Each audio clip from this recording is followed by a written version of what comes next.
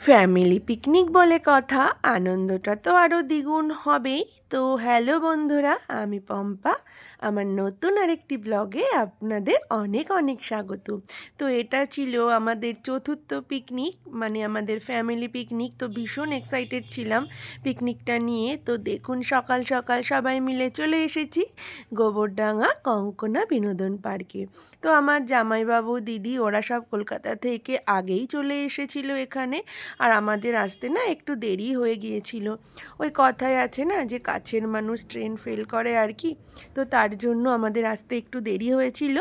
আসার সঙ্গে সঙ্গেই বসে পড়লাম গরম গরম ব্রেকফাস্ট খাওয়ার জন্য। তো খাওয়া দাওয়া সেরে সবাই মিলে একটু ঘুরতে বেরিয়ে পড়লাম। আর বাবিন এদিকে গান করতেই ব্যস্ত হয়ে পড়েছে। আর এদিকে রান্না হচ্ছে আমাদের জন্য দুপুরের গরম গরম খাবার, স্ন্যাক্স আইটেম। আর বাচ্চারা ব্যস্ত ওদের মতো গেম শো খেলার জন্য। বাচ্চা থেকে বড় ওই দিনকে আমরা সবাই মিলে মন খুলে হাসি মজা করেছি। আর ওই যে দুই ভাই বোন ব্যাট নিয়ে, ওই যে যা হয় আর কি, এ ব্যাট করবে তো ও ব্যাট করবে, ব্যাট কেউ ছাড়তে চায় না। তো তারপরে আমরা খেয়ে নিলাম গরম গরম স্ন্যাক্সের মধ্যে ছিল দেখুন চিকেন পাকোড়া, ফিশ ফ্রাই। তো খাওয়া দাওয়া সেরে সবাই মিলে মেতে পড়লাম এই মজার গেম শোটা খেলার জন্য। ছোট থেকে বড় সবাই মিলে এই গেম শোতে অংশগ্রহণ করেছিলাম। আর কি বলবো, এত আনন্দ পেয়েছি এই গেম শোটা খেলতে। তো আপনারাও শেষ পর্যন্ত দেখতে থাকুন যে গেম শোতে যারা উইনার হয়েছে তাদেরকে কি প্রাইজ দিয়েছে।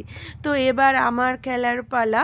তো আমি যতটা পোজ পাস মেরে দাঁড়ালাম, জানি না কতগুলো বল ফেলতে পারবো হিট দ্য উইকেটে। তো এই দেখুন, আমি এবার স্টার্টিং করলাম আর 3টে চান্স পেয়েছিলাম, তার মধ্যে মাত্র একটাই ফেলতে পেরেছিলাম। তো এই খেলাতে না, এই দেখুন বড়রা সব থেকে ভালো খেলেছে। আমার মা, মাসিমা ওরা ভীষণ ভালো খেলেছে, আমাদের থেকে ওরাই বেশ ভালো খেলেছে। তো এটাতে না টাই হয়ে গেছিলো। তো 4জন মিলে আমরা টাই হয়েছিল। তো তার থেকে বিজয়ীকে নেওয়া হয়েছে। তো যারা ফার্স্ট সেকেন্ড থার্ড হয়েছে, দেখুন এবার প্রাইজ দেওয়ার পালা। আর প্রাইজে কি দেওয়া হলো সেটাই আপনাদের সাথে শেয়ার করছি। এই হাতা, খুন্তি, এই সবই প্রাইজ দেওয়া হলো। আর প্রাইজ দেওয়ার সময় আমরা এত আনন্দ করেছি কি বলবো। আসলে ফ্যামিলি সবাই মিলে এক জায়গায় হলে হাসি মজা করে সময়টা কিভাবে কেটে যায় টেরই পাওয়া যায় না। আমরাও এই সারাটা দিন কিভাবে যে কেটে গেল কিছুই বুঝতে পারলাম না। তো বাবিনের সাথে আমি একটু রাইডও করে নিলাম, ও ভীষণ মজা পাচ্ছিল ওর মা ওর সাথে রাইড করছে দেখে।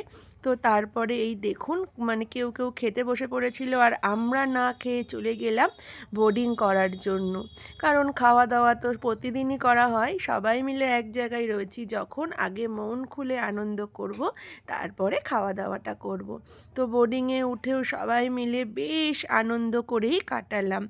সবাই মিলে এত মজা করেছি ওই দিনকে। তো এই দিনটা স্মৃতির পাতায় মেমোরি হয়ে থাকবে।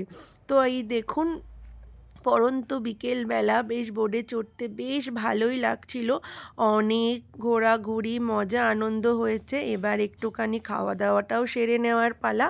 তো খাবার খেতে বসে পড়লাম আর সব খাবারই আমাদের গরম গরম সার্ভ করেছে বাপিদা। তো এনার কথা তো আপনাদেরকে আগেই বলেছি, এত ভালো বাপিদার পরিষেবা যে আমরা সবাই ভীষণ মন খুলে আনন্দ করতে পেরেছি। আমাদের কোনো হেডেকই ছিল না, আমরা সময়ে সময়ে সমস্ত রকম খাওয়া দাওয়া পেয়ে গেছি। আর রান্নাবান্নার টেস্ট কি বলবো, পুরো এখনও মুখে লেগে রয়েছে, দারুণ টেস্ট সব কিছু রান্নার। তো খাওয়া দাওয়া করে তারপরে সবাই মিলে কিন্তু আবারও কিছুটা টাইম ঘুরতে বেরিয়ে পড়েছিলাম।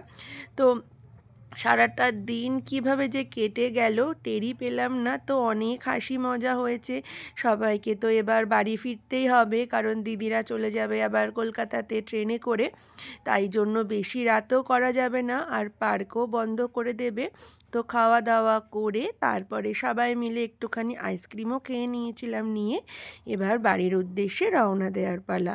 তো এই দিনটাও স্মৃতির পাতায় মেমোরি হয়ে থাকলো। ভীষণ আনন্দ মজা করে কাটিয়েছি। তাহলে আজকের মতো ব্লগটা এইটুকুই। ভালো লাগলে একটা লাইক কমেন্ট করে পাশে থাকবেন।